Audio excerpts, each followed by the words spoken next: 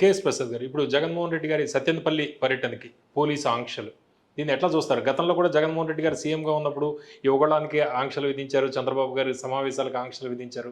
అట్లాగే చూస్తారా, దీన్ని ఇంత ప్రత్యేకంగా చూస్తారు? నేను ఒక విషయం చెప్తాను సార్. ప్రజాస్వామ్యంలో అరుదైన వ్యక్తులు కొంతమంది ఉంటారు. అందులో ఒకళ్ళు మహానుభావుడు ఎన్టీ రామారావు గారు, ఇంకొకరు రాజశేఖర రెడ్డి గారు, ఇంకొకరు జగన్మోహన్ రెడ్డి. వీళ్ళు ప్రజల్లోంచి ఆవిష్కృతులైన నాయకులు.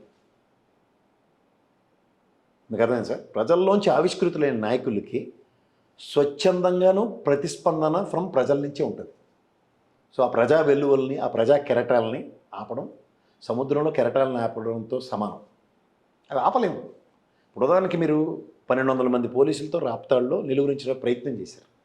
కానీ శాలల్లోంచి పొలాల గట్లంపట పరిగెట్టుకుని వచ్చి ఆయన దగ్గరికి స్వచ్ఛందంగా తరలి వచ్చిన వాళ్ళని నిలువరించగలిగారు పోలీసులు.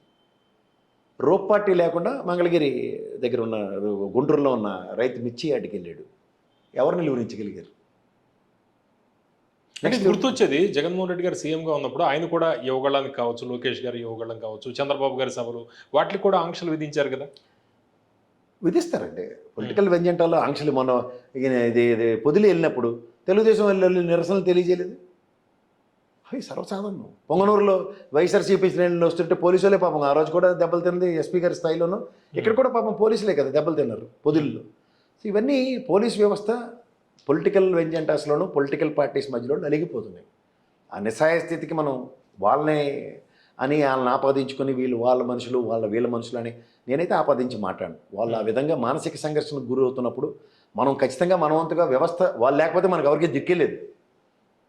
ఎందుకంటే మానదానికి జగన్మోహన్ రెడ్డి గారు నాకు పోలీసు వ్యవస్థ మీద నమ్మకం లేదన్నాడు. తర్వాత 5 ఏళ్ళు ఆ వ్యవస్థనే పనిచేశాడు కదా ఆయన ముఖ్యమంత్రిగా. సో ఇవన్నీ పొలిటికల్ స్టేట్మెంట్స్, పొలిటికల్ అఫైర్స్లో రోజుకొకడు ఒక విధంగా ప్రవర్తించే తీరుతెన్నులకి గౌరవ డిపార్ట్మెంట్లను ఆ విధంగా అవహేళన చేస్తూ మాట్లాడడం అయితే నేను యాక్సెప్ట్ చేయను. బట్ బాధ్యతగా కొంతవరకు మనం సంయమనం పెట్టాలి. కానీ అంతమంది మాబ్స్ వస్తున్నప్పుడు ప్రత్యామ్నాయాలు ఈవెన్ ప్రభుత్వాలు అండ్ ముఖ్యంగా పోలీస్ వ్యవస్థ కూడా ఆలోచించుకోవాలి. మీరు వాళ్ళు నిలువరిస్తున్న కొద్దీ అది పెడితే ఇంకా ఇప్పుడు సత్యనపల్లి పరిసర ప్రాంతాల్లో ఒక ఇంట్లోంచి ఒకడే 2 లేదా 2 నియమాలు అయితే ఉండదు కదా.